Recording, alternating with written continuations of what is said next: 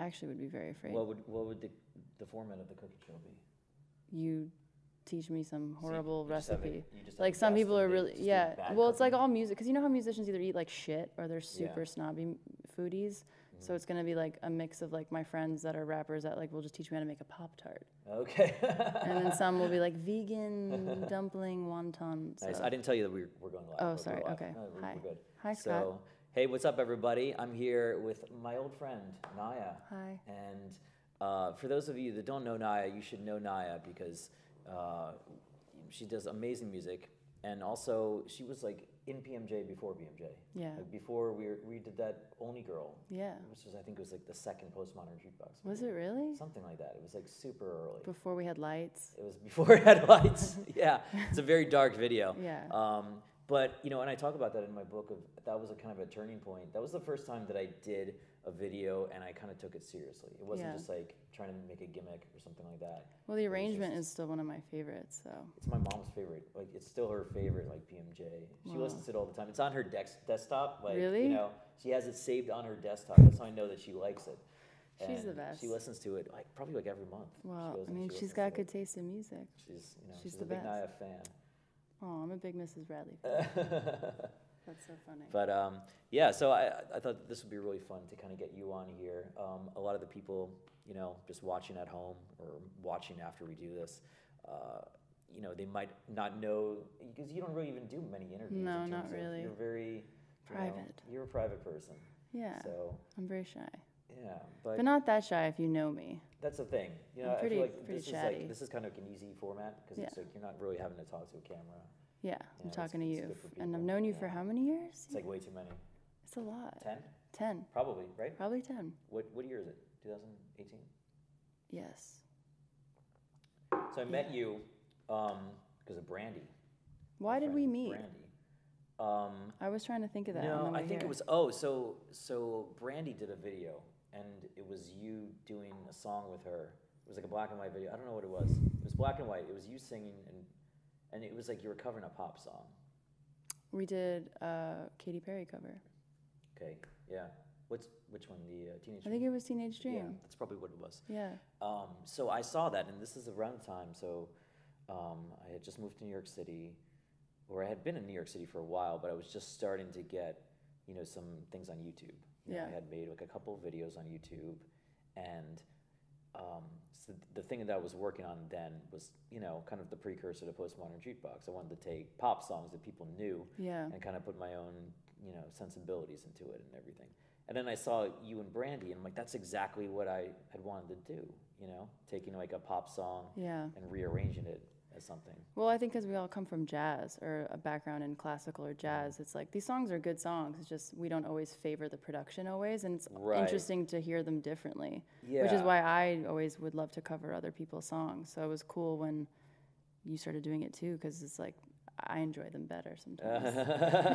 Yeah. Well, no, it was yeah. So I watched that video. I remember, and I think I just hit you up right after it, or I asked Brandy, I'm like, "Who's that singer? She's amazing," because you know, you definitely had like solid jazz chops too. You were like a real singer. I tried. And it wasn't like you were just doing a Katy Perry cover. You were actually. Well, that's the thing. Like you gotta either beat the original, which is always really hard, or make it something of its own. Yeah. You know, like that's what I've learned with covers, because, you know, pop songs are popular for a reason. So you can't be Katy Perry doing Teenage Dream or whatever it's called. So you have to make it your own in some weird way. Totally. But we did a lot of other like jazz one-off. I feel like we did a lot of like weird gigs. Do you remember there was one gig that we did on the roof, the weird glass place? No, I was thinking of there was the gig that we did that it was like a private event, and it was like, you know, one of those company meetings or something, and then they had a song that they wrote. It was like a parody. It was like their inside jokes. That was, and it was to the tune of something. It wasn't that high up in a building? Was that at the restaurant? At Robert Restaurant? Yes. I think that's probably where it was. That was a weird one. That was a funny gig, and you had to sing this song. I did? Yeah, they wrote a song. It was like to the tune of like a Cole Porter song.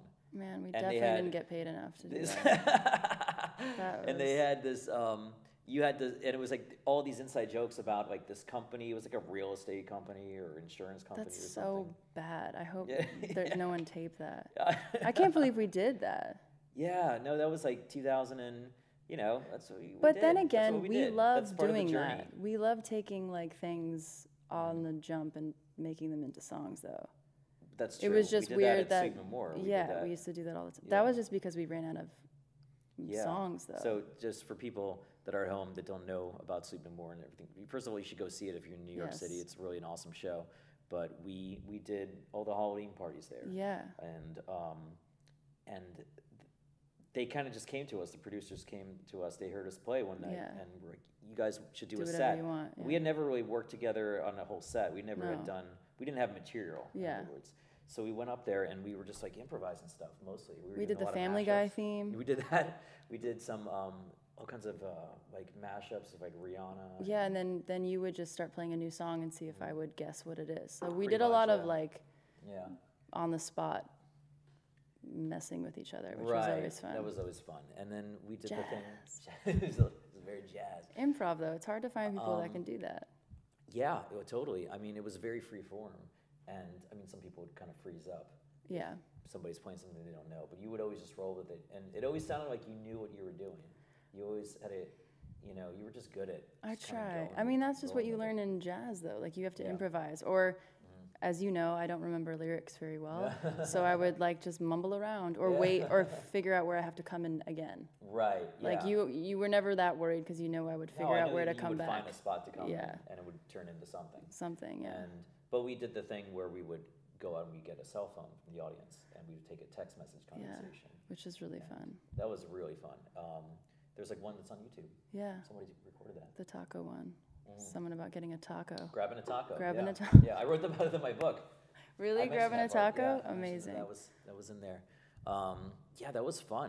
Yeah. But so where did you, I think it would be kind of helpful because you have kind of a unique set of influences, and I did talk about it in the book too. Cool.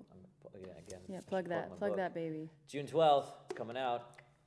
So exciting. But I was talking about how you had the weirdest, because I met you after I talked to Brandy, and I met you, and I think I was expecting you to be more, I don't know, more like a theatrical kind of person or something like that. But you were, you just made a face. Thanks. Yeah. But you were like this kind of, you're dressed like wearing like baggy sweatshirts and stuff. It's a little weird. You had like a Chopin tattoo. Mm-hmm. You had all this stuff that was very unique. I think you were doing like the skunk hair. Yeah, I had a streak. Yeah. That was the thing. I never really got into punk music, but everybody was like, "You're punk," and I'm like, "What does that mean?" But punk isn't just a genre of music. I'm realizing, but that's where all my weird ideas came from. Just that's interesting. What's that? And then that was what was so cool. And I think that before that, I hadn't really met any singers that had been that unique, that really just marched to their own drum. You had your own interest, and you were, talking to me about the James Bond stuff and how you're super into Bond. Yeah, and we did that. And we did a whole show based on that. 2 sold-out shows, 3 sold-out shows. That was cool. Yeah. It was very cool. Well, it's kind of the same thing. I mean, and that's probably why we're still friends. We both have a curiosity for stuff and figuring out, oh, you could never put that with this. It's like, well, let's try to put it, then let's definitely try to do that. Yeah, which I think that, isn't always encouraged, especially if you are, on a record label or something. And they're like, they have these assigned boxes. Yeah. So nobody would think of like a jazz singer that also loves James Bond and Chopin and does electronic music. Totally. Like it's so kind of out. For sure. Out there, Yeah, and especially if you try to do it like a gimmick. Right. Like a lot of people just do it for the buzz. So it's like, how do you combine genres or different styles and make it still feel authentic and like true to something that you're passionate about, besides like, just check me out, throwing these random things together to get a reaction. Right. Which is hard because you have to then be invested and like learn the origins of both genres or figure out what works and what doesn't, which is hard, and sometimes it doesn't work. Yeah. Like I learned a few things like that's how you learn. Carnival music doesn't work with, this or something. Did you do anything with carnival music? I was really into that like ding ding ding dong ding, that kind of vibe for a second, and it just that doesn't really hybrid. That just like a waltz is like a waltz. Like you can't really change. With like the Calliope organ. I love that though. You guys have a little music box though, don't you? You had a little like Because that was at Sleep No More we had one, and I borrow it sometimes. So cool. But yeah, so why don't we play? Let's do a Bond song. Okay. Let's do You Only Live Twice. Okay. This was one that we played this at a lot of gigs. Yes, we back did. In the day. Picture us in like 2000. And like drunk old people coming up. Yeah, lots of drunk old people. I'm gonna pull up the lyrics just so you don't make fun of me. Okay. All right.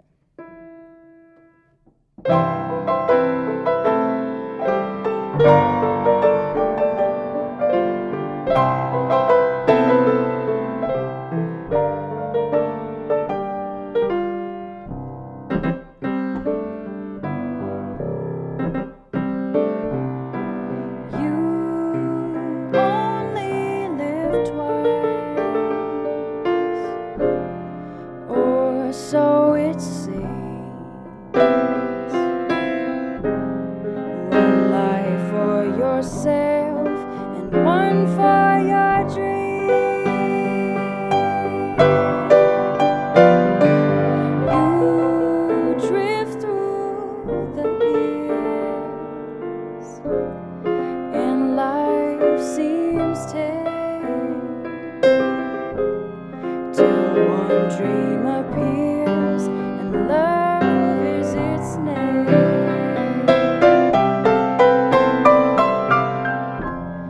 And love is a stranger that beckons you on. Don't think of the danger, for the stranger is gone. This dream is for you, so pay the price. Make one dream come true. You only live twice.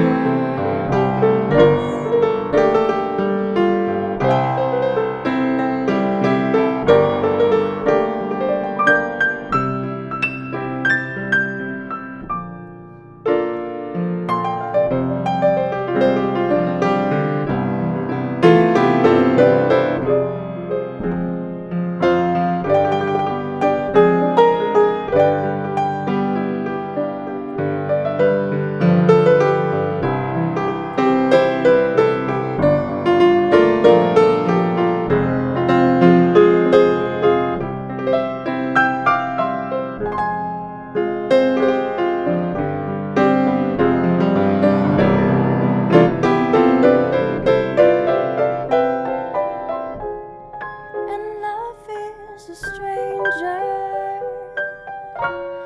that beckons you on. Don't think of the danger, for the stranger is gone. This dream is for you, so pay the price. Make one dream come true. You only live twice.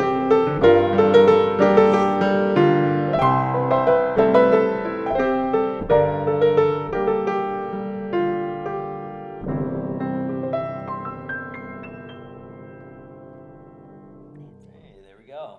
Yay. It's the lovely Niia, everybody. Thank you, Singing Scott. some Bond.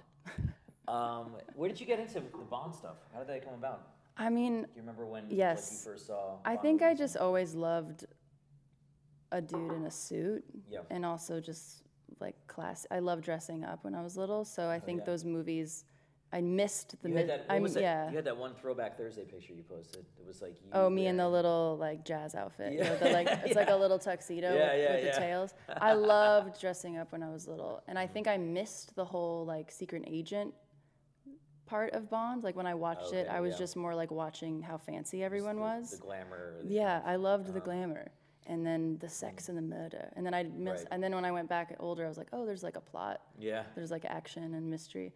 And But they're funny too. It's yeah. Like they're, you know. But honestly, I think it was the music. The music is insane. It's some of the hardest songs I think to sing as a vocalist. Yeah. Totally. So when I was in New York, kind of fluttering around, not knowing if I should start writing my own music or go back to my jazz conservatory, everyone was like, well, when are you going to sing? And I was like, I don't know, because I don't have any material, or what am I going to do? I don't want to just sing jazz songs. So I've thought, like, why not see if I can even sing these songs? And then I called you and was like, so I bought the piano book.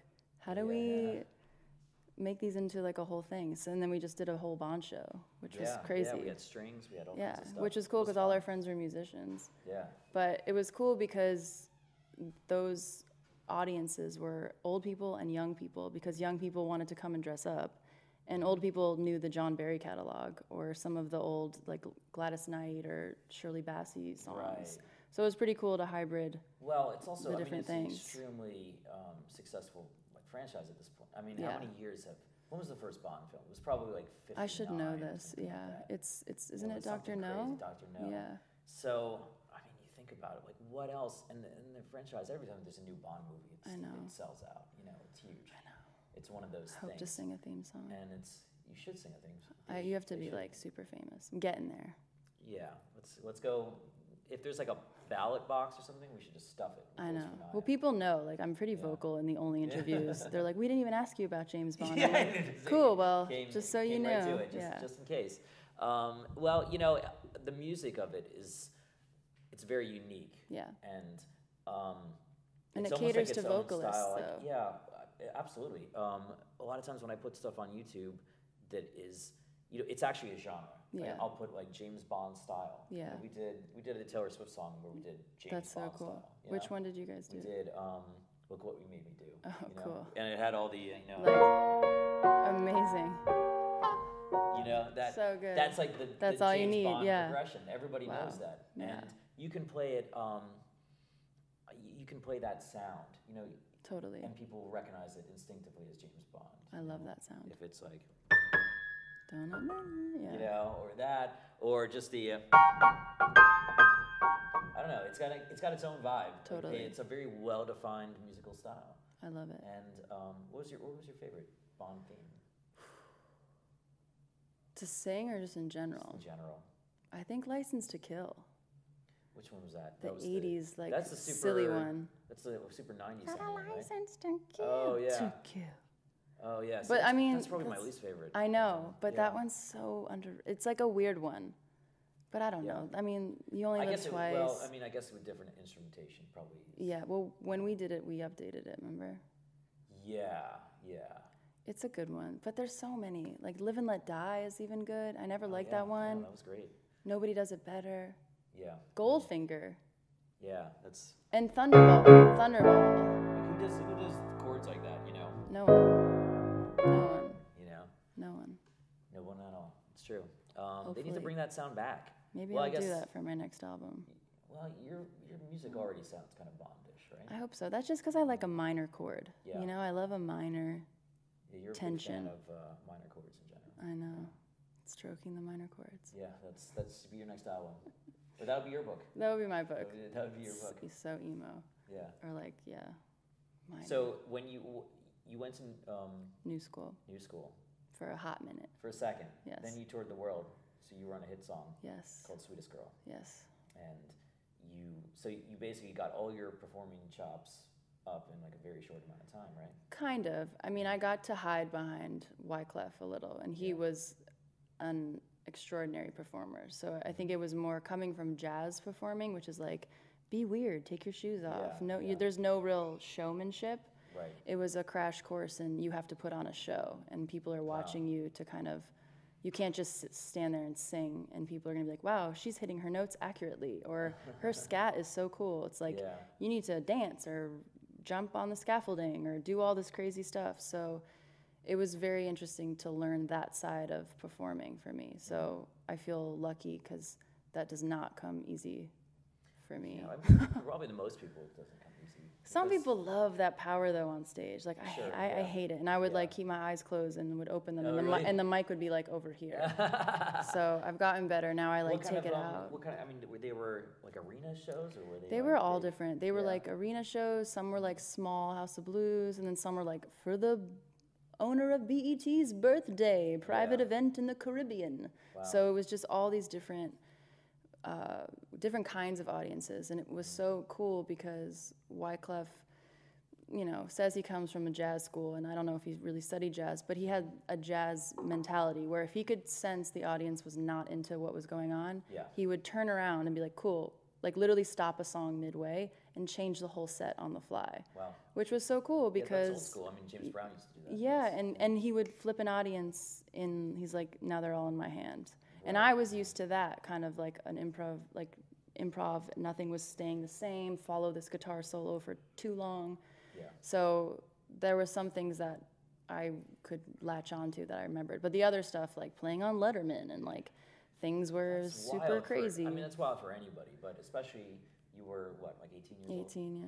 And you're going to school for jazz. Yeah. Like, that's not something they prepare you for at all. My mom doesn't even know half the shit I saw on tour with some rappers. Maybe she's watching now, so there you go. Poor thing. She knows. But it was cool. It's insane. That's about to be just a crazy experience. It was. Did you feel that? Did you like performing more after doing that? Or? I didn't like it. I liked it while I was in it because it was going well and it was such a fast-paced life. So I didn't really have time to process. And then once it ended, I was terrified because it was kind of my first experience with the music industry versus I'm going to be a jazz singer, or I hadn't really thought about what I was going to do with my life after jazz, because it's like you get in such a jazz bubble of scats. That's a real thing. Yeah, and you want to learn everything you can, and then you talk to seniors that are jazz vocalists, and I'm like, what are you going to do? And they're like, I'm going to be a dentist. And some of them go on to be jazz vocal teachers, or they gig around town, but I guess I hadn't really thought of what I wanted to accomplish for my end goal as a vocalist, and having this taste of meeting David Beckham and going on tour and doing Letterman, and people thinking that I could do this as a career in the mainstream world was very intimidating. But it was cool because it was that sounds fun. How does that happen? How do I even do that? And I had just been singing jazz standards, so I had to figure out who I was as my own artist and what to do with my own music. Well, it was also interesting that, you did the opposite of what people would have expected. Yeah. People would have expected right after you do that you just go right into the pop world. Yeah, no, I didn't. I couldn't. I mean, there were some labels that were interested, and I knew what I didn't want to do, but I didn't know how to articulate what I wanted to do.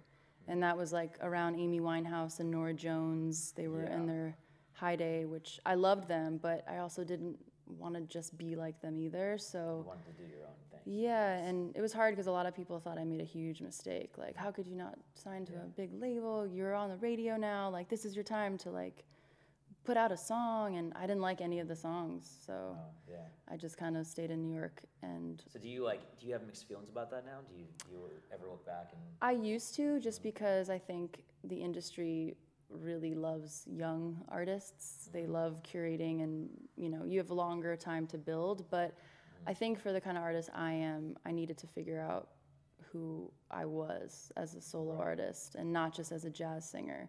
And Wyclef was the one who told me, if you don't make it, it's not because you're not talented, it's because you don't know what you want to do. And you got to figure it out, it has to come from you. Because he would give me these hit songs, so to speak, that he would write for Shakira or big artists on the radio. And we'd demo them, and they just didn't, I don't know. Even when everyone would listen to them, there was something missing. Yeah. And I think it was because no, you really couldn't believe me on them.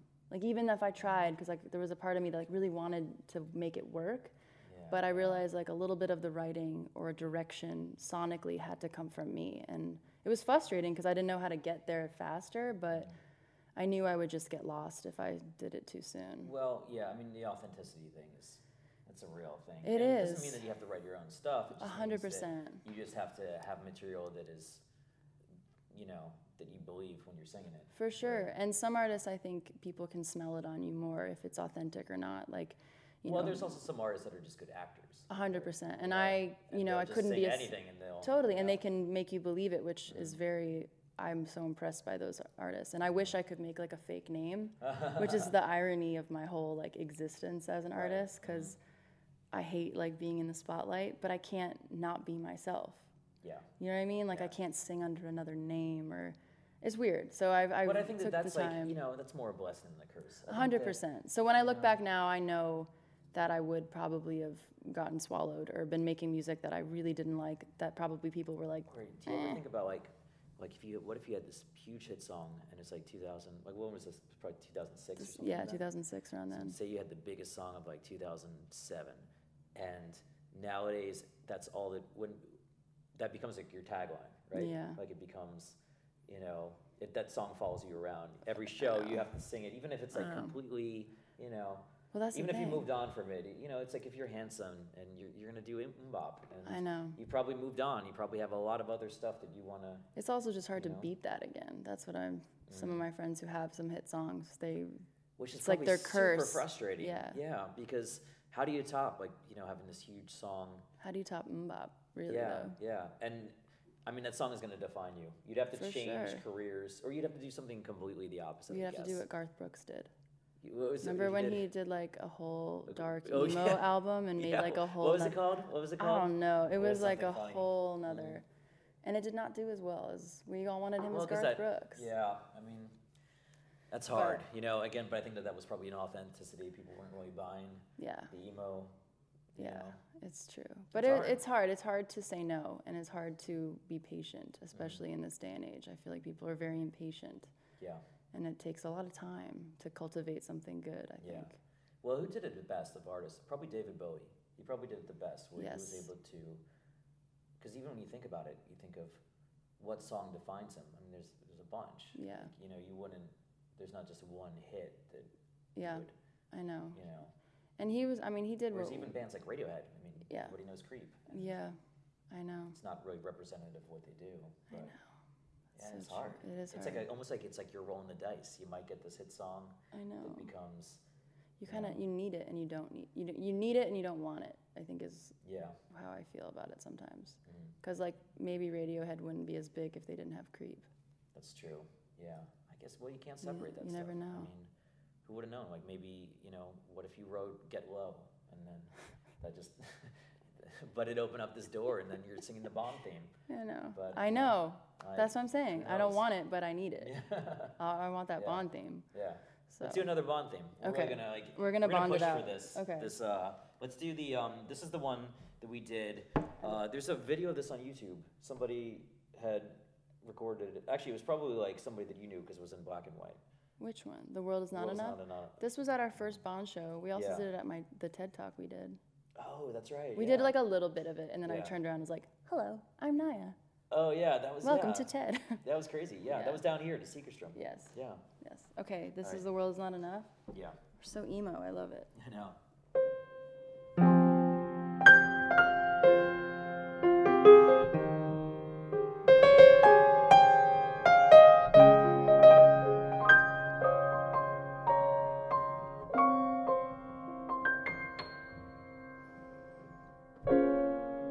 I know how to hurt,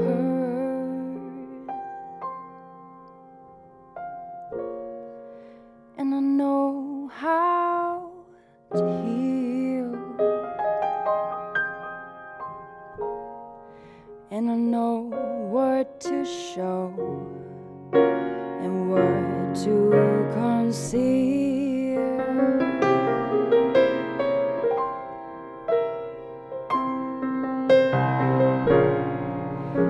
And I know when to talk, and I know when to touch.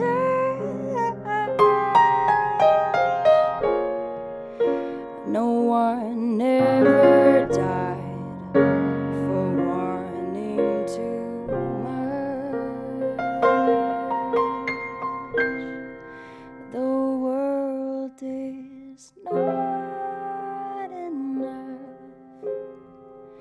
but such a perfect place for us to start, my love.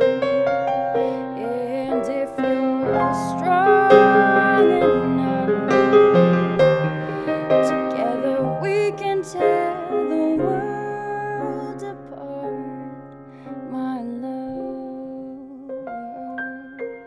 I'm to stop you for a second. This is really frustrating, but this camera shuts off. I heard that. Yeah. Really 2 minutes. I can't figure out how to stop it from doing that. Doing that? We're going to. It's. I don't know how to turn off the auto shut off on the Canon. You can. That is the dumbest thing. Why doesn't Canon make a? It's in the tax bracket where after a certain amount of time. Oh yeah. All right. Well, you know what? That was so nice that I want to do it again. Okay, fair enough. I could do it better, you know? We're going to do it better. We can always do it better. Right? Okay. Okay, here we go. Okay. Just pretend, that didn't happen, okay? Cool.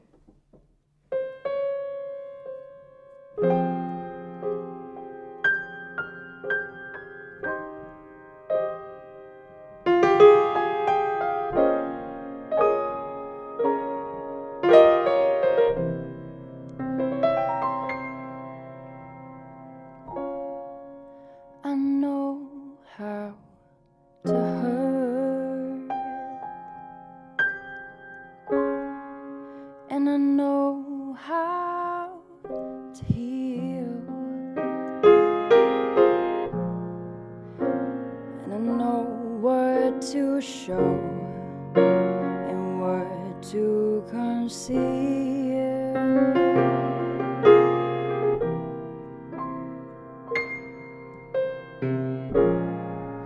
I know when to talk, and I know when to touch.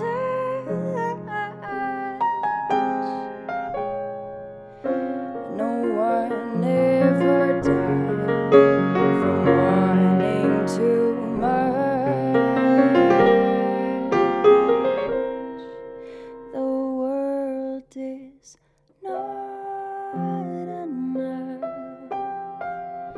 but it's such a perfect place for us to start, my love. And if you're strong enough, together we can tear the world apart, my love.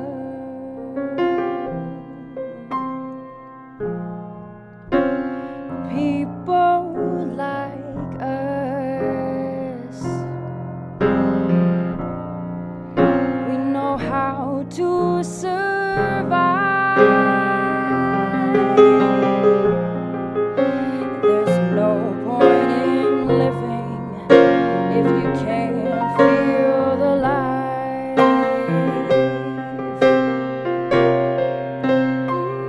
Ooh, and we know when to kiss,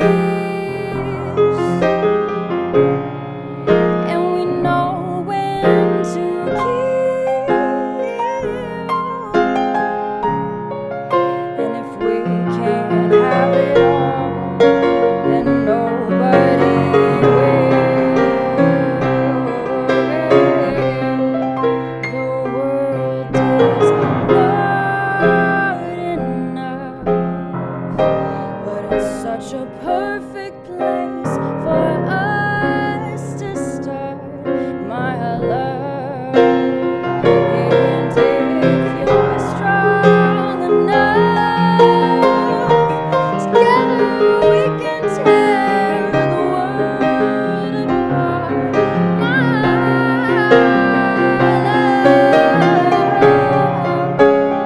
Ooh, I feel scared. Ooh, I feel so unprepared. Ooh, I feel ready, and yet so unprepared. The world is not enough. It's such a perfect place for us to start, my love. And if you're strong enough, together we can tear this world apart. Oh, my love.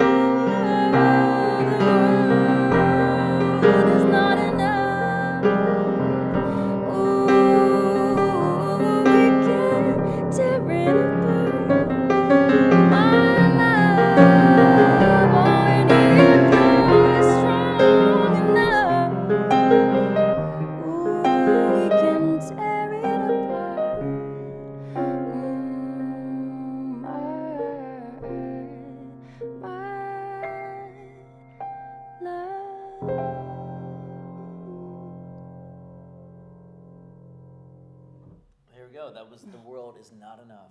Who did that song? It was Garbage. Band Garbage. Shirley Manson. Shirley Manson, yeah. I think that might be one of my favorites too. Yeah, that one's great. So pretty. That one's great. Well, I like the way that we do it, you know? Yeah, it's so emo. It's, it's so emotional. yeah. Feels fitting for now, though, in these times.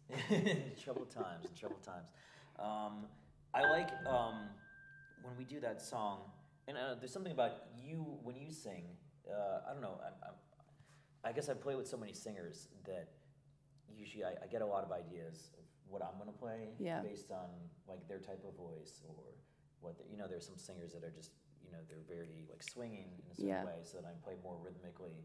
But I feel like every time I hear you sing, I always do a lot of these kind of like little flares, patterns and everything like it's that. It's cool though, because it's almost like we're trading within the song, which is so funny because you listen, because a lot of pianists just like play. Well, I think that's so important when you're playing with anybody. It doesn't have to be jazz. It could be any style of music. You really want to match what other people are doing. Totally. Like if I go da da da da, you'll go da da da da, which is really nice. I'm just being silly. But still, you heard it. You're not just thinking about what you're gonna do next. No. And likewise, so nice. You listen when I'm changing the texture or something like that. You're able to kind of, which I think is go us. Look at that. I think that's an underrated skill. It really is. A lot of people are too, especially vocalists that are going to school for jazz or something. They're just trying to do Ella, or they're trying to do all the notes and doing all the cool jazzy stuff. But I mean, the most basic thing, singing is about communicating. Yeah. So, choice notes. Yeah. So it's like if we were having a conversation and I'm screaming at you and you're just talking normal Niia voice, that won't work. That doesn't work. It's not good. It's true though, and even in contemporary music, everything is so systematic now. It's all on grid. Everything is, and people played a lot of track, and I played a track sometimes live, but I always try to make sure if something goes wrong, you can improvise, because if everything's on a grid and something goes wrong, there's no space to, like, if you do an extra bar, for example, because you just felt like it, then everything's off. Yeah. So it's important to keep that space open a little. Yeah. So let me ask you about that, because that's probably something that was a big change for you. Like, obviously, you sing this kind of stuff, which is more free and everything, but your own music, you have production elements, you have different beats and things like that. Did you find that is more difficult for you to do? It is. It was. It still is. It's a challenge because you always kind of want to find something that complements your voice and the sound of your voice. And now, with sound design, it's almost people are more interested in the sounds you pick for production, and they kind of lose the vocalist sometimes. And I think just the term vocalist is such a weird word. It's like a singer, an artist, but to me, I like to consider myself a vocalist because I studied voice as like an instrument. So there'd be times when I would be singing like horn lines with horns. Like I would never even sing words. So I think it's important for people to like understand that sometimes. But with my own production, it took a long time because it's hard to find the right blend. Coming from jazz, I love old music and kind of a much more emotional type of top line or melody. And nowadays, top line, that's people for those who don't know, that's like if you're a songwriter, that's what they call the melody. Yeah, on top of the music is what I always say. Because it doesn't have to be a melody. It might not be a melody. Yeah, I know. So, and it took me some trial and error with different producers and writers, and I found a few that kind of had a good sense of both, like old world, Quincy Jones, jazz, Stevie Wonder type, Nina Simone, old school sense, but still hip to what's going on in current music. Because what's funny is I don't ever really want to make a throwback album, and maybe someday I will, but what jazz even was like combining different genres that were all going on and making something new. So it's like, even what you guys do, you pick contemporary songs and flip them with other styles. So it's, to me, that's what jazz is. It's not like an old style, you know what I mean? And people, you know what I mean? Like it's. Yeah, I always try to bring that up or if we have new people that are working with us in BMJ and they want to know exactly, they ask a lot of times, like, well, should I still sing like myself? Should I sing like an old-timey jazz singer? Yeah. And it's like, well, no, I want you to be yourself. Yeah. I want you, the whole point of it, it's not a period piece. It's not about, totally. Postmodern Jukebox isn't about, like, we're going to try to recreate the most authentic 30s sound, Totally. That's not what we do. And that's what's cool, and that's why I think it works, because it isn't just throwback, because honestly it's like then they would just listen to that music. I think I think what actually kind of inspired a lot of that was even just working at Sweet Memorial. Yeah. Now, it was this weird show that was a combination of Shakespeare and Hitchcock and stuff that doesn't really fit and isn't really even explained, but it works. And it felt super modern because they had elements of very contemporary avant-garde dance and costumes and absinthe. You just have to see it, yeah, you know, it's totally. Absinthe, why? Yeah. But I think that's what makes things more interesting. Totally. When you pull a lot of different things, and you know, for you, I mean, taking an updated sound, like, you know, doing modern electronic music, I think it makes it more interesting because thank you. You're able to kind of go between these two worlds. Totally, and it's, you know, I love my friends who come to all my jazz gigs that probably came to all of the ones we did, but you know, I wanted to make music that young people like too, and then I had to kind of figure out what are people listening to, and a lot of it I was like, ugh. Yeah. But there are some really amazing artists out there, so I kind of tried to pull, like, I like electronics, that's cool. How do I incorporate that and pull some Sade and things that I resonate with? And it's challenging because you kind of like gotta make a big stew, and then see how it tastes, and then be like, all right, let's start again. Yeah, no, totally, but you do it. I think it's probably funny for people that just only know your music and probably meet you. You're probably very different than you think, right? Yeah. Well, it depends. I get both sides of it sometimes. Like and your music is pretty dark too. Yeah. People think. I mean, like, this is my hat hurt you first. I have like a song with like That's a your knife. Song, right? Is that your song? With a knife. With a knife. But wow. I mean, I definitely. It's funny though, because when I listen to, and why I got into jazz, I like that it's also written like Calvin and Hobbes font. Right? It's like a little creepy and weird. Yeah. But all those jazz vocalists, they were either singing about heartbreak or like, I'm gonna kill my man. Like, it was very much like... Those are your options back then. Yeah, like women, like power to me, or I'm gonna cry and lock myself in a closet. So I kind of really resonated with like a strong female voice, and then also like singing love songs that are about falling in love or heartache. So I guess it just kind of modernized because now I'm a girl in 2018. So I guess we still have knives now. I guess I don't know. But it just, you know, a strong female voice has kind of come out a little bit more than I anticipated in a way.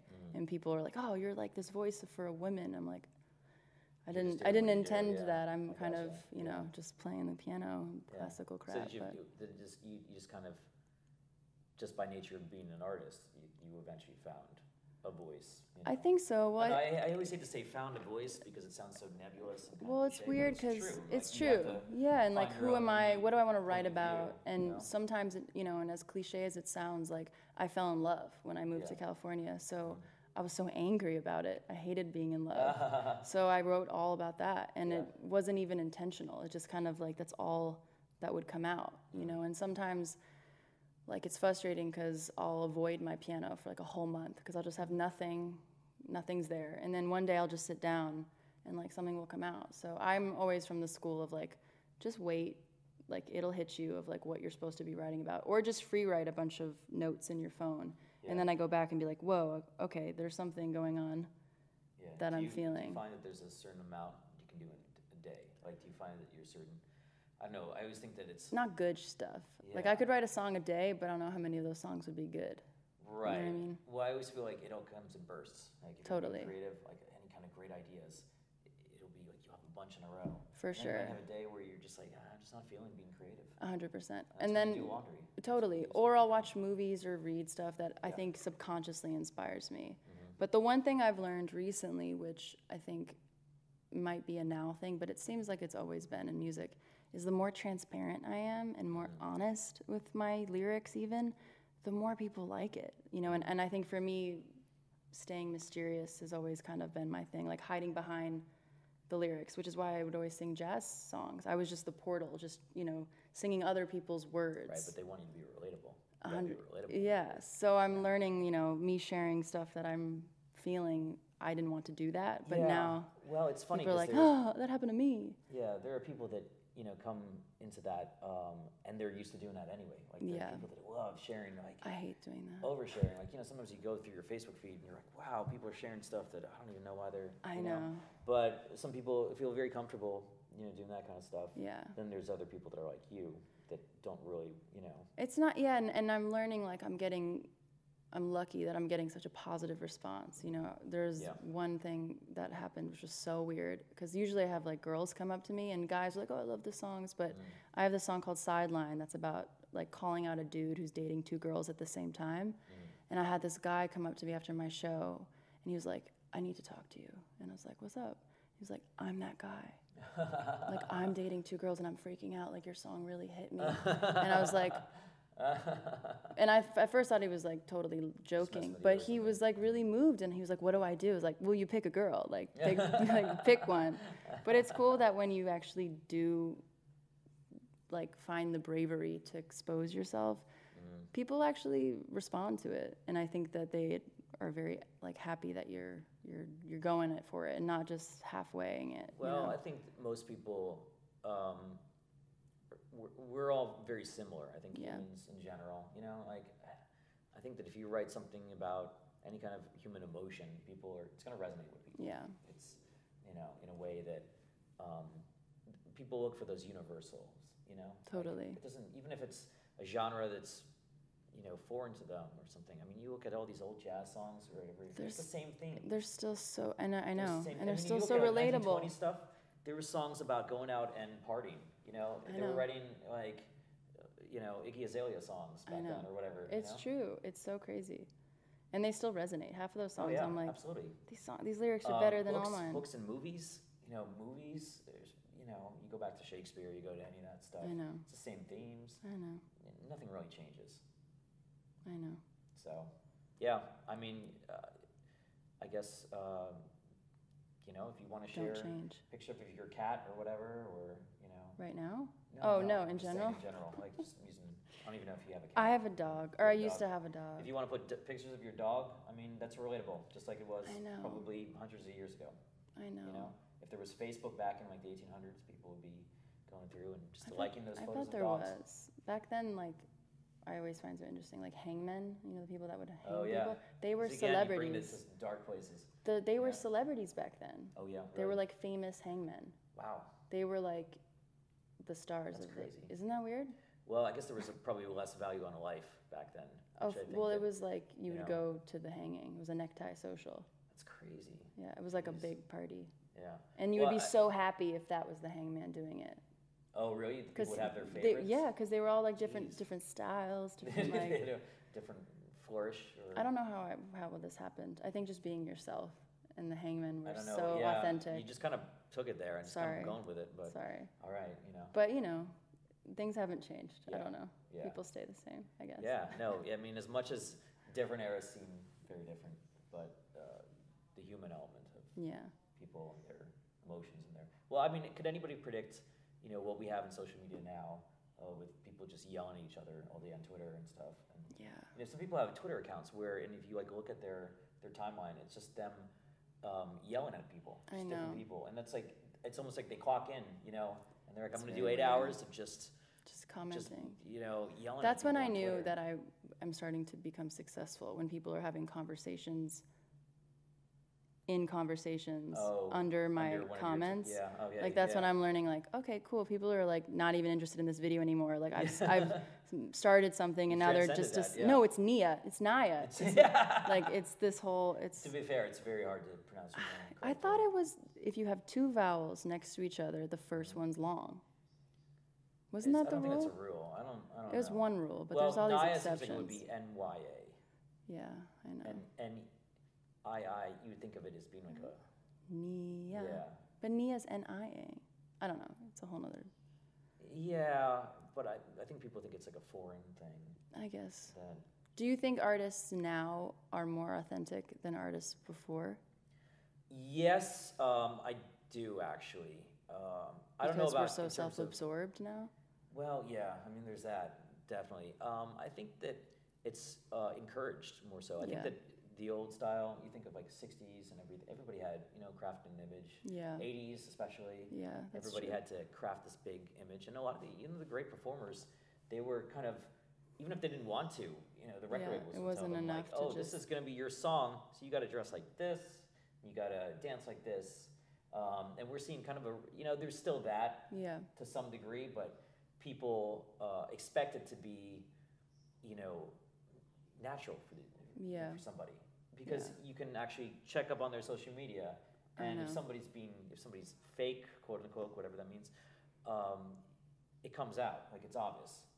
If you singing all these like love songs and it's not really you, somebody could check by your Twitter or your social media, and so I think that they do look for people to be very authentic now. We expect that. We also have this weird expectation of people to how we can reach anybody in the world, any celebrity or whatever, and people expect them to write back. I know. Like that's Well, sometimes they do. That's what's so weird. Right. Like that's more in your world of like, I have some friends that quit their jobs to become YouTube stars now.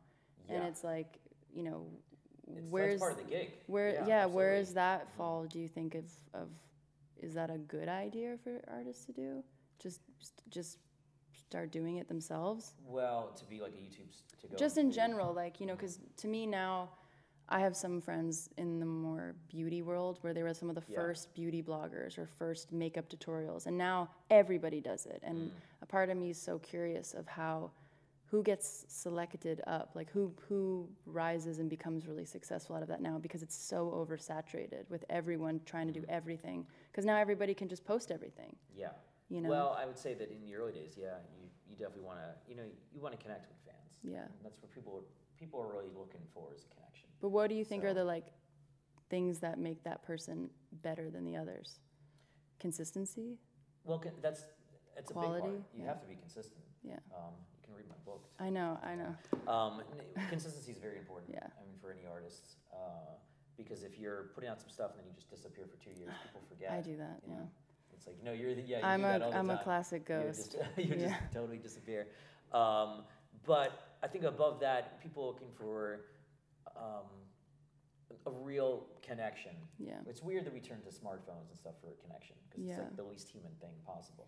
But that's where we see everyone now. Right. And I think that the people that kind of break through, it's somebody that's being authentically themselves. Yeah. And I think that a lot of people are very scared to be themselves.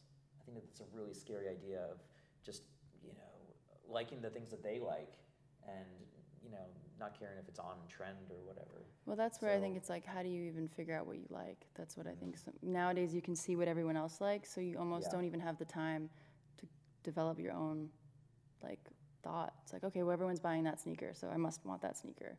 Right. Which is where I tell my friends or younger people that I know, just, slow down. Try things and see what you like and what sounds good with your voice. I remember I wanted to do a lot of murder guitar, and then I realized that sounds horrible with my voice.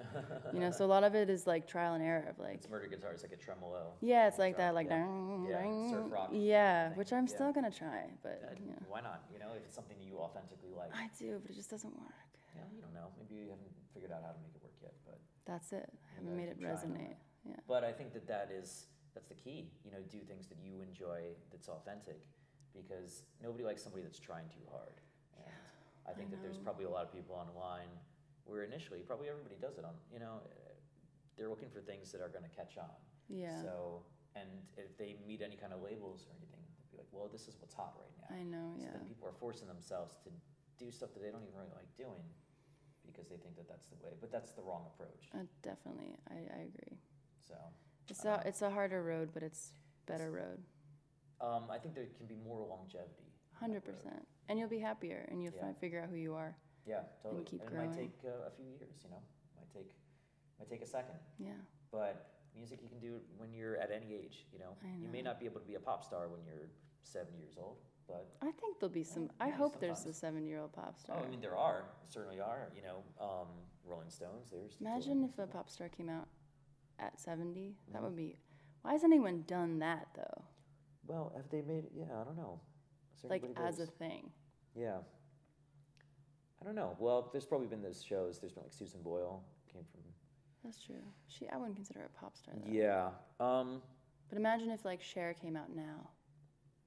Right at her age now. Yeah, but I get, because honestly, she'd probably be singing the same songs. Yeah. Like, as my first thought was maybe she wouldn't want to be singing silly pop songs at 70, but I feel like Cher would want to sing great pop songs at 70 still. Well, what else did you sing at 70? I don't know. Like, what else? What would be? I mean, usually people transition into, like, there's always, like, pop, and then they do, like, a big band album, and then they do, like, let's take it back to the basics, and they go to, like, to a throwback jazz. They kind of, like, slow the tempo down. Unless you're Garth Brooks, then you. Or unless you're, like, Madonna, who dances and stuff, or Cher. Yeah. So. Well, yeah. I mean, I guess it's challenging because, you know, if you're one of those artists and you're known for your earlier stuff, it's probably harder to go through all those stages of life where, you know, you're a different type of artist. But I mean, you know, Paul McCartney still sings the songs that he wrote when he was 20. Yeah. And I mean, he writes new ones too, but people don't pay as much attention. I know. So that's got to be kind of like what we were saying before. Maybe I'll find the first 70-year-old pop star. I think that should be your project. That might be my project. Yeah. I mean, I'll just be known as the, like, manager who has a decent voice behind that famous star. You'll just do backup vocals for that. Right? That's funny. You would do that kind of stuff. Please not, no. No, you would do that stuff because you just hate being in the spotlight. I would do that, yeah. You should sing another song right now. Let's do another song. What should we sing? Let's do something upbeat because we've done a bunch of solo songs. What's upbeat for us? Something jazzy. I don't know. That blues? That's not very jazzy. Centerpiece? Yeah, we could do that. Or we could do, what else were you thinking? I wasn't thinking anything. What else did we? You had something. We did Mr. Postman. That was like a random song that you really liked a lot. That was only because we had the T-tones, and they would, Linda Postman. Yeah, but even you'd always request that song. Like we were. Would I? You're like, yo, let's go play Mr. Postman. How did that even go again? I remember it. Really? Well, if you started playing it, I would.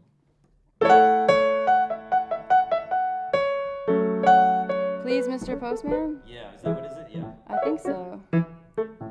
Let me see. Oh, yeah. Where does it start? It goes, wait a minute, Mr. Postman. Wait a minute, Mr. Postman. Right? Look and see. Is there a letter in your bag for me? Mr. Postman, been waiting a long, long time since I heard from that girl of mine. There must be some word today from my girlfriend so far away. Please, Mr. Postman, look and see if there's a letter for me. I've been standing here waiting, Mr. Postman, so patiently, for just a card or just a letter saying that she's returning to me, Mr. Postman. Mr. Postman, oh, Mr. Postman, Postman.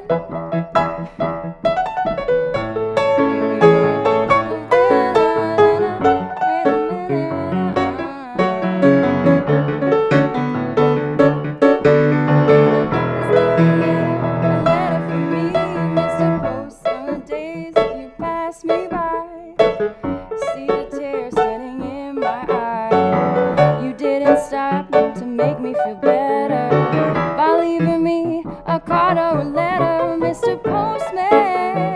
Look and see, is there a letter in your bag for me? I've been waiting a long, long time since I heard from that girlfriend of mine. You gotta wait a minute, wait a minute. Wait a minute, wait a minute. You gotta check it and see. Oh, I heard it. You gotta check it and see one time for me. You gotta wait a minute, wait a minute. You gotta wait a minute, wait a minute. You gotta wait a minute, wait a minute. Deliver the letter, the sooner the better. There we go. That was a fun. good one. Yeah. That's great. That was a good one. Hold on. I think it just clicked right at the end, though.